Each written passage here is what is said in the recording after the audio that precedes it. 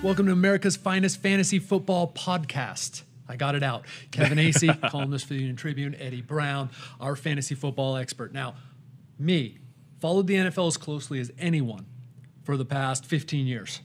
Don't know if you know this. Don't I do? Because you got your head down there with the fantasy football. but we don't have a football team here in San Diego anymore.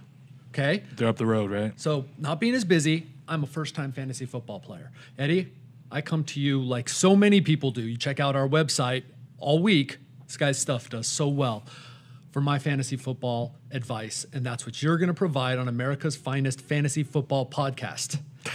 How you doing? Good job. I'm doing great, man. I'm doing great. Good week one for you. Yeah, pretty decent week. 4 head-to-head leagues, 3-1. That's not bad.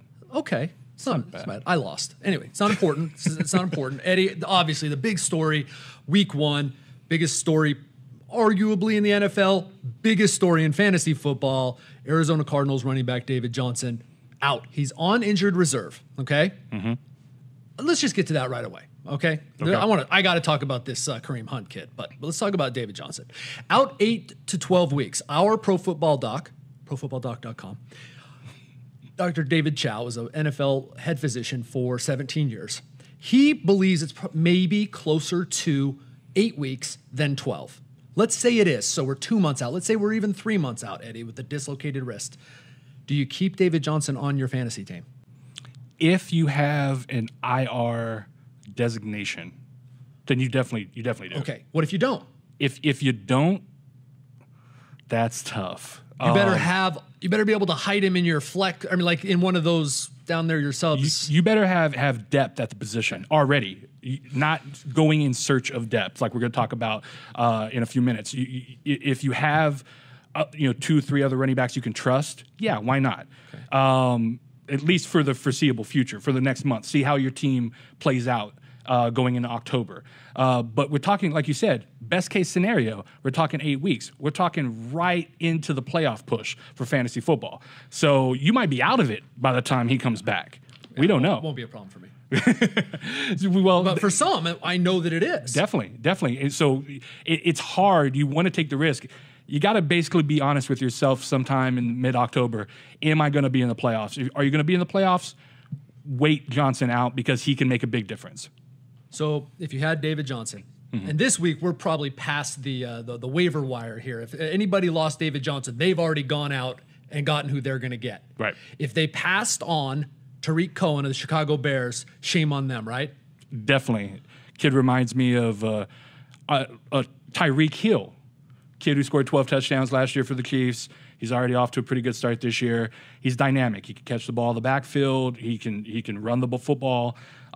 He seems like he's, outside of Jordan Howard, the only solid offensive football player for the Chicago Bears. So what was the story, Eddie? Because I'm looking here, and in ESPN leagues, he was owned in only 24% of ESPN leagues and 15% of Yahoo leagues. I don't think anybody bought the hype in the preseason. Everybody believed Jordan Howard he's the bell cow. He's the Todd Gurley. In fact, a lot of people compared him to Todd Gurley last year, causing Jordan Howard's average draft position to fall because people were worried that he was going to be the only guy. So people could just stack the line and stop him. Well, if you're Jordan Howard owner, you're both elated the fact that they have another offensive player, but you're also a little scared right now because this kid's going to be taking touches. Who's going to get the ball at the goal line? You're going to be watching this. Yeah. Another running back. Kid fumbles. It was not a good fumble on his first NFL carry, and then goes on to quite possibly, and this is not me talking, Eddie tells me this, we've already established who the expert is, quite possibly the greatest fantasy football debut of all time, Kansas City's Kareem Hunt. Phenomenal kid at Toledo. He was if you follow us, I'll also do NFL draft prep and coverage for us for the year. One of my favorite players in the draft. Thought he ended up in an ideal situation in Kansas City. If you're a running back and you go to an Andy Reid offense, it's like your heaven, and it just turns out it worked out. What was your thought on him going into last week? Give yourself a plug here. I think you were pretty high on him going into week one. Once Spencer Ware hurt himself, and it was deemed that Hunt was going to be the starting running back, my thought process was it's potentially he could easily be a top 5 running back in fantasy this year. I thought he would have a good game, especially in PPR leagues, because he's a good receiver out of the backfield. I thought Alex Smith would utilize that. Did I anticipate the big play potential that he had? Not necessarily out of the backfield receiving, but I thought he would have plenty of plays running the football. It just turns out that the Patriots' defense was a little worse than what I anticipated and made me look good. Not as bad as my defense, the Texans. Oh, I don't even talk about the Texans right now. Who's your defense, Eddie? I have Kansas City in one league. I have multiple leagues. I have 5 leagues, so I'm kind of all over the place. I did have Houston in one, unfortunately. I have Kansas City in, I think, 2, Minnesota in another. Okay. Yeah. All right. I wish I would have known. I should have consulted you before I drafted, but that's the way it goes. So I'm gonna take all of your advice and see how I do, so I have someone to blame. Welcome to America's Finest Fantasy Football podcast, and we're on Facebook Live. Eddie Brown, the Union-Tribune's fantasy football expert, and you brought up Alex Smith. Right. Another guy who, what was like 1 in 4 people, maybe, and these are probably people who were terribly disappointed, probably sat him, some of those people, right? But Alex Smith, wow. Did you anticipate any of this considering who people think he is and the weapons that he has? I thought that this is probably the best collection of weapons he has had. This is the longest he has been in the same offense as his entire career. A lot of people don't give him credit that, they call him Captain Checkdown. But you have to realize he has talent. He was taken number 1 overall, and so he was in a situation where I thought going into New England, did I think they were going to take it to him the way they did? No. But did I think he'd have opportunities in garbage time where he would be able to pass the ball? Yeah. Okay, so this was a week, and it was week 1. And these guys don't play anymore in the preseason. But am I wrong? I was looking at these fantasy football totals in addition to real football. I'm following real and fantasy now. Didn't the quarterbacks kind of suck this week? So Alex Smith and Sam Bradford looked really good. Right. You know that the cream is going to rise for the most part. So what kind of sack do you have to now make Alex Smith your starter? Do you have to believe, hey, this is a career year, that was for real? Well, I think what it comes down to, and what it comes down for me, I watch the games.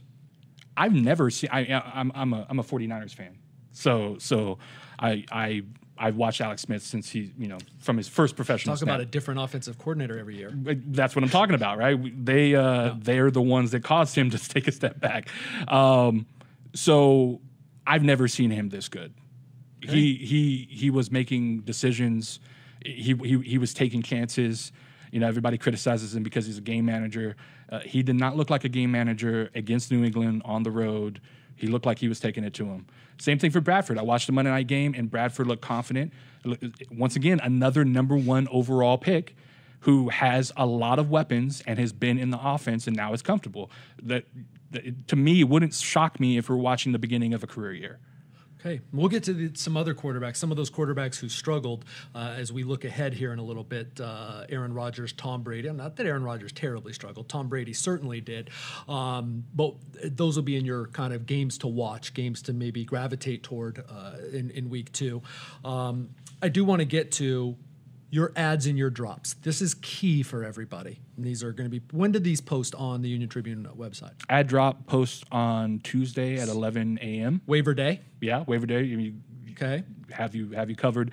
And then you've got your start and sit. Yes, which we drop on Thursdays at 11 a.m. Thursdays at 11 a.m. Yeah. Before the Thursday game. Yeah, so you have that and you have it covered for the weekend. This week, give me some, let's just run it down here. I think we went over one of them, Tariq Cohen. If you didn't have him, add him. I mean, if you're a Jordan Howard owner, you need to have him just in case. If you had David Johnson, if you had Danny Woodhead, you need to add him because he's probably the best. 3 to 4 weeks at least for Danny Woodhead. At least, so he's a solid replacement for those two. If you just want to take a flyer on somebody who's dynamic and one of the only actual weapons on that offense, then you needed to add him. But, I mean, if you watch him, like I said, there's some Tariq Hill there. That's the key for you, right? Or one of the keys. Is this guy on an offense where every week he's going to do something? or at least they're going to look for him to do something. Right, because it's all about opportunity, right? Yeah. I mean, you could be a talented player, but if you're a talented wide receiver in a run offense, well, what good does that do anybody? Somebody you mentioned in your sleepers column, I think you're also high on here, as a wide receiver for the Detroit Lions. Oh yeah, Kenny Golladay. Yeah, it's fantastic. Matt Stafford hasn't had a receiver like him since Calvin Johnson retired. 6'4", 220. Go up, get the ball, red zone threat. He proved it in the preseason in the first game when he had 2 touchdowns. That's easy to write off because it's the preseason. Well, week 1, a lot of people were like, well, is he going to get the opportunity? Goes out, 2 more touchdowns. It's, in fact, 2 touchdowns in a span of like 6 minutes. And so I think going forward, he could easily become, you can look to Golden Tate to become the possession receiver that he should be, and Golladay to become, the number 1 guy there. That is Eddie Brown, the Union-Tribune's fantasy football expert. I'm Kevin Acee, sports columnist, novice fantasy football player. Eddie, guys this week that you're just like, stay away from, drop, do not start. Where would we start?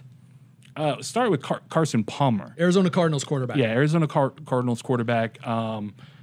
Started out solid week 1 in the first quarter. It went downhill quick. It would be fair to say I think his season ended probably when David Johnson's season might have ended. He's not getting any younger. No, he's not getting any younger. So we don't know. I mean, we're just saying, coming off of a tough season already. A lot of people expected a bounce back. They saw an early schedule that was favorable. If you drafted Andrew Luck and you were without him, a lot of people thought, hey, Carson Palmer, it's a great replacement. He like I said, he didn't look good against Detroit. Going forward, the matchups are still positive, but now he's missing his best weapon. He's forced to pass. That offensive line's not solid.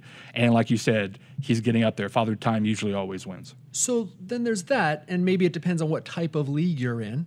But do you get any higher on Arizona Cardinals receivers? Well, that's the thing. Fitzgerald is still there, and this is his final, swan song. So he probably was the highlight of the Cardinals offense in week 1. Do you get higher? I think there's certainly no one there to replace David Johnson. That's why if you read the ad drop this week, I'm not saying go out and get Kerwin Williams. Go out and get Chris Johnson.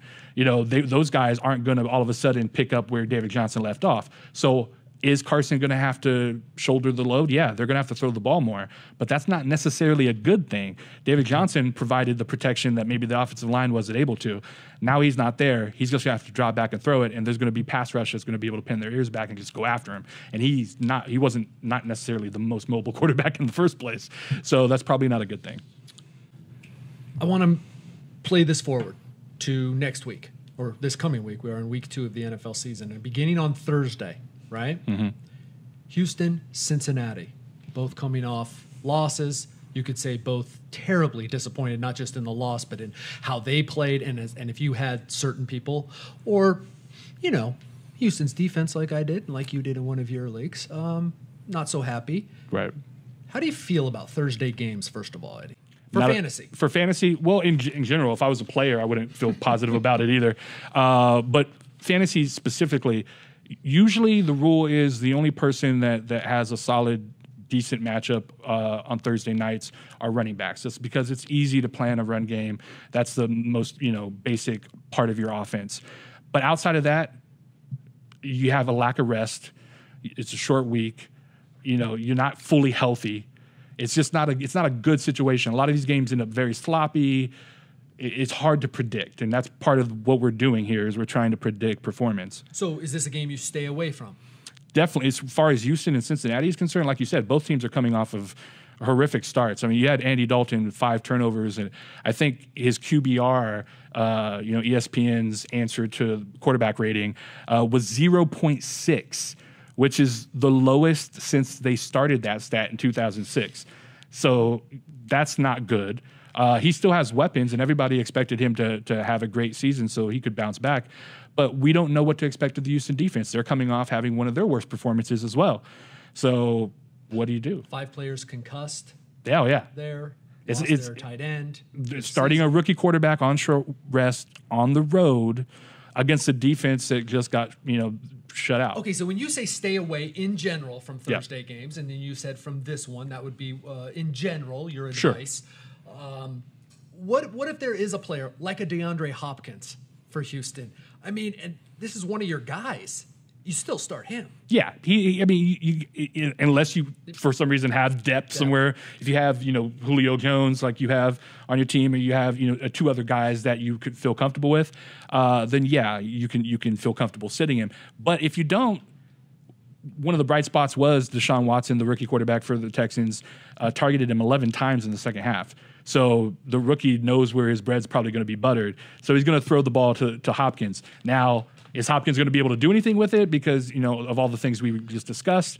Who knows? He might not have the biggest game. But, in general, stay away from it. You're going to start A.J. Green, but don't get too happy about Joe Mixon. Don't get too happy about, Andy Dalton if you had him. Lamar Miller. These guys are, probably not the best starts. Another game that you say to stay away from, and it's interesting to me because I think right away you said, "Ooh, who's David Johnson's replacement going to be on the Cardinals? I'll take that guy." Mm-hmm. Not good advice, huh? No, I don't think so. Kerwin Williams, to his credit, scored a touchdown in Week 1, but that's Week 1, and now you're facing this week. You're the man. Potentially, or this could be completely a running back by committee situation that we don't know. We're not going to know until after this week. So the Cardinals play the Indianapolis Colts. So we don't know what the Cardinals are going to do without their star player. Right. We found out last week what the Colts are going to do without their star player. Andrew Luck's out. As far as we know now, Scott Tolzien remains the starter for the Colts. Steer clear of this game. Completely clear. Like you said, we know what the Colts are going to do, and that is nothing compared. If they didn't show up against the Rams, the Cardinals' defense is just still pretty solid. Yeah. Pretty right. We don't even know if Tolzien's starting. Right. They might go with Jacoby Brissett, the kid they just got from New England. So we don't know how that's going to change their offense. They have weapons. It's one of those situations you wish Andrew Luck was healthy, because if they we're missing. There are assets there that could be had in fantasy that would help you. But right now it's a trap. Right. You stay away from it. And Arizona's a trap too, because they lost their best player. We don't know how they're going to react. So this whole matchup is not worth your time. On our Pro Football Doc website, Dr. Chow says Andrew Luck, when he starts practicing, another month. So we're not looking at Andrew Luck till early October at least. So that's just a little note and a little plug. That's how you do it. It's good information. Yeah. Games to gravitate toward, and how about this being the opposite of Andy Dalton, whose low quarterback rating and 5 turnovers, not entirely a surprise. I know that Andy Dalton's been to the playoffs, 5 times, and we thought, hey, this is the year after the preseason and all that, but not a terrible surprise, versus a guy who was horrible statistically, that was shocking to everyone, and that's Tom Brady. Well, right. The Patriots play the Packers this week. Aaron Rodgers and the Packers. You say all in on this game. The Saints. They play. I'm sorry, the Saints. I'm getting too far ahead of myself. Ahead of yourself. By the way, I own Aaron Rodgers in my team, so that's probably what I was thinking. Right. But how about that, though? Even more of a dream matchup, Drew Brees and the Saints against Tom Brady and the Patriots. The Brees and the Saints are notorious for being better at home. They're coming off a situation where I think they tried to run the ball in Minnesota, and they didn't seem too happy about that. Maybe they revert back to their old selves this time in a matchup against the Patriots, who don't react to losing very well usually. That's the thing, is I'm not betting against Tom Brady versus, do I know that Andy Dalton is going to bounce back? Right. I'm betting Tom Brady's going to bounce back. Yeah, and probably in a big way. We're talking about, it was the first time I think in over a decade or so that he completed under 50% of his passes. Or at least maybe the second time, I think. Yeah. Yeah. So, I think you could look to this game as being a shootout. In that case, there's a lot of weapons on both teams where you could utilize. You're talking about Michael Thomas. You're talking about even Ted Ginn becomes a great flex option this week. For the Patriots, last week, Gillislee kind of hogged all the touchdowns. He kind of picked up where LeGarrette Blount left off last year. But somebody like Chris Hogan, somebody who there was high expectations coming into the season that he, especially after Edelman went down, that he was going to kind of become Brady's slot guy. He had kind of a bad game, like most of the Patriots in the passing game in Week 1. You can look for him to bounce back. Gronkowski to bounce back. If you own Saints or Patriots, this should be a very high-scoring and entertaining game. And for fantasy, that's all you need to hear. That's all that we want to hear. Yeah. The other shootout. Now we'll get to it. Yeah. Green Bay at Atlanta. Holy cow. Potential NFC championship matchup, maybe. Packers are looking great after they just beat Seattle. They beat a really good team. Atlanta, survived against Chicago. Atlanta's big home opener. Big home opener, brand new place, Mercedes-Benz stadium. So, you talk about Julio Jones, another player I believe you said you had. I have him in one league. He should have a big, homecoming, so to speak. They had a good week 1, but they didn't really, turn it on. They're going to have to turn it on in this matchup because I think Aaron Rodgers is going to come out swinging it. Eddie, and I'm talking with Eddie Brown, Kevin Acee, sports columnist for the Union-Tribune, fantasy football novice, trying to learn all I can from Eddie Brown. Been doing our fantasy football column for years, and I give some really good advice, and that's on San Diego Union-Tribune.com. And now we've started our America's Finest Fantasy Football podcast. There you go. All those times, and then I trip up. We don't have real football in San Diego anymore, but we still play fantasy football hardcore. Eddie, we're going to week 2. Maybe people aren't listening to this podcast for a couple days. It's about to set their lineups, right? They've taken your advice, stayed away from that Thursday game. They're about to set their lineups. Some big things to think about or decisions that you think have to be made this week. Are there any? Like that you say, oh, start this guy. Oh, don't start this guy. Don't be trapped. Don't start that guy. Well, consider the matchups. Think about your depth. Also, don't overreact. Week 1, kind of Aaron Rodgers. We've been mentioning Aaron Rodgers, right? So RELAX. A lot of things happen in Week 1 that don't necessarily carry over to Week 2 and the rest of the season. Obviously, some things I would say, the Kareem Hunt. I'm pretty sure I'm pretty sure he's not going to do that again. But I'm pretty sure he's going to be good for the rest of the year. But if he does, maybe if you drafted him in the 3rd round and David Johnson in the 1st round, maybe you're not going to be missing David Johnson all that much. Because it looks like he's doing a pretty good, trick. I'm pretty sure if I'm looking at maybe a preview here, or is this last week? Sam Bradford. Mm-hmm. Did you have him? Would you have suggested to anyone that they start Sam Bradford? No. What about now this week? Just get him for your roster, or you just said don't overreact. Uh-huh.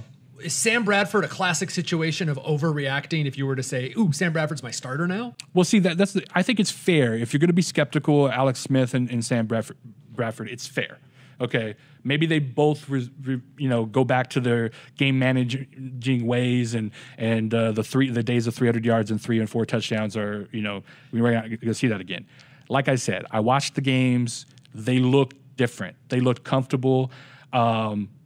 It's fair enough to put them on your roster. Don't wait too long. Yeah. If they have another game, believe it. Well, that's the thing.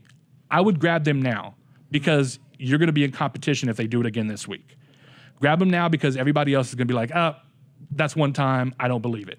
The thing is if you have a Tom Brady, you have an Aaron Rodgers, you're not going to start Alex Smith and Sam Bradford above those guys.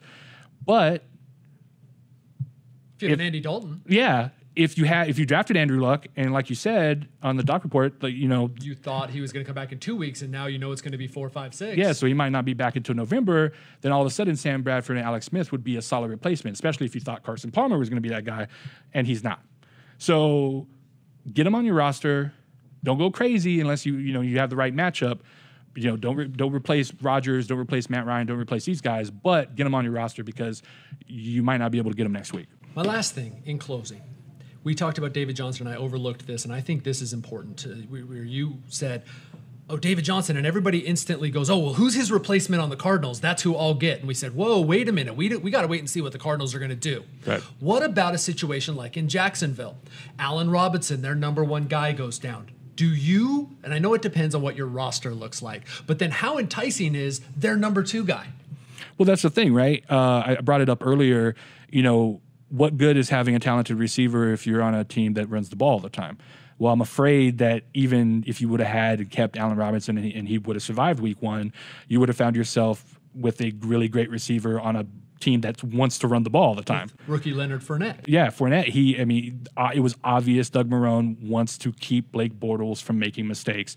Best way to do that is have him hand the ball off to Leonard Fournette. And so there's not going to be that. So to answer your question, Marquise Lee would probably be a great replacement for Allen Robinson, especially in PPR leagues. He caught a lot of balls last year in his stead, but it's not going to be that explosive in the offense. They're going to play defense. They're going to run the ball. So you might want to look outside. You might want to look to a Kenny Galladay, other options on other teams that are going to have more opportunity, because that's what it's all about in the end, opportunity. And Marquise Lee might only get 5 targets a week, while another receiver on some other team might get 10. America's finest fantasy football podcast. Week number 1 in the books. We'll be back next week, and some trends will start to emerge, perhaps, that we can start to believe more in some guys, or say, see, that was just fool's gold. Eddie Brown, appreciate it. Thank you.